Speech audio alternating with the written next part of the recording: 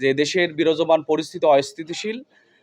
এবং এই অস্থিতিশীল পরিবেশ সৃষ্টি করার জন্য আওয়ামী লীগ থেকে শুরু করে বিভিন্ন আওয়ামী লীগের অঙ্গ সংগঠন, ইভেন আমরা দেখতে পাচ্ছি এখন বর্তমানে এসে ইসকন সহ উগ্র বিভিন্ন সংগঠন অস্থিতিশীল পরিবেশ সৃষ্টি করে যাচ্ছে। এই সকল ব্যাপারে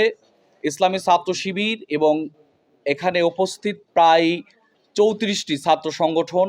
তারা একমত যে বাংলাদেশের যে কোনো প্রেক্ষাপটে যে কোনো পরিস্থিতিতে তারা এক হয়ে সেই সকল পরিস্থিতি ফেস করতে চায় এবং এর যৌক্তিক জবাব দিতে চাই, যেন যে গণ অভ্যুত্থান বা বিপ্লব যে ঘটেছে সেই বিপ্লবকে কেউ যদি প্রতিহত করতে চায়, সেই বিপ্লব প্রতিহত করার ষড়যন্ত্রের বিরুদ্ধে ছাত্র জনতা যেভাবে বিপ্লব সংগঠিত করেছে একইভাবেই এখন এসে সেই ছাত্র সংগঠনগুলা ছাত্র জনতা সকলকে নিয়েই মাঠে ভূমিকা রাখতে চাই। দ্বিতীয়ত যে বিষয়টি আজকের এই মত বিনিময়ে আলোচনা ছিল সেটা হলো ক্যাম্পাস পরিস্থিতি নিয়ে। আমরা দেখতে পাচ্ছি যে বিভিন্ন ক্যাম্পাসগুলা ছাত্রদের ভিতরে নিজস্ব কন্দল বা বিভিন্ন ষড়যন্ত্র চলমান আছে। এই সকল নিরসন নিয়ে আমরা কিভাবে কাজ করতে পারি সেই সকল বিষয় নিয়ে মূলত আমাদের আলোচনা করা হয় এবং গুরুত্বপূর্ণ একটি ইস্যু ছিল যে ছাত্র সংসদ নির্বাচন এবং দেশে ছাত্র রাজনীতি নিষিদ্ধ নয় বরং ছাত্র রাজনীতির সংস্কার করা এবং সেই সংস্কারটা কিভাবে হতে পারে তার প্রাথমিক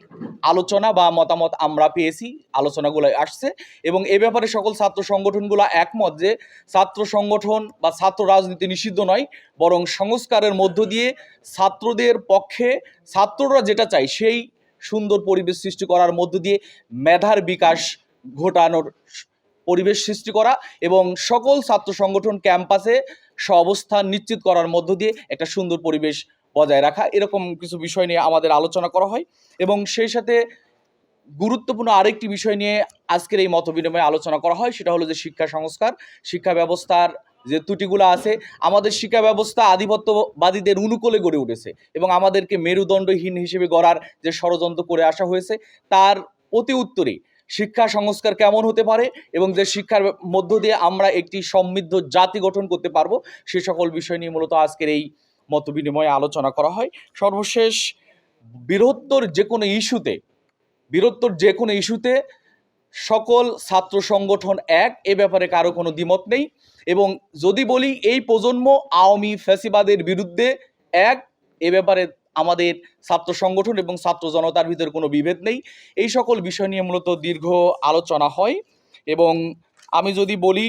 আমাদের বর্তমান যে অবস্থা যাচ্ছে 24-এর যে আন্দোলন, 24-এর সেই আন্দোলনের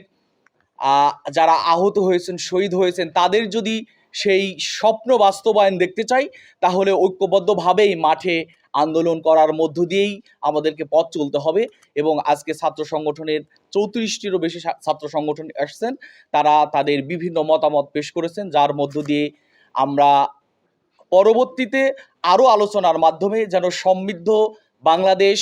ফ্যাসিবাদ মুক্ত বাংলাদেশ, দাসত্বের করাল গাছে যে ঘিরে রাখা যে বাংলাদেশ সেই বাংলাদেশ আমরা যেন দাসত্বর মুক্ত বাংলাদেশ গঠন করতে পারি, এরকম সকল বিষয় নিয়ে মূলত আজকে আমাদের সকল ছাত্র সংগঠনের প্রতিনিধিরা কথা বলেছেন। কি boss, vital match, tough opponent, tension? Come on bro, অপোনেন্টকে নিয়ে ভাবার সময় আছে। আসল অলরাউন্ডারের কাজই তো হলো যে কোনো টাফ সিচুয়েশনে টিমকে অলরাউন্ড প্রোটেকশন দেওয়া।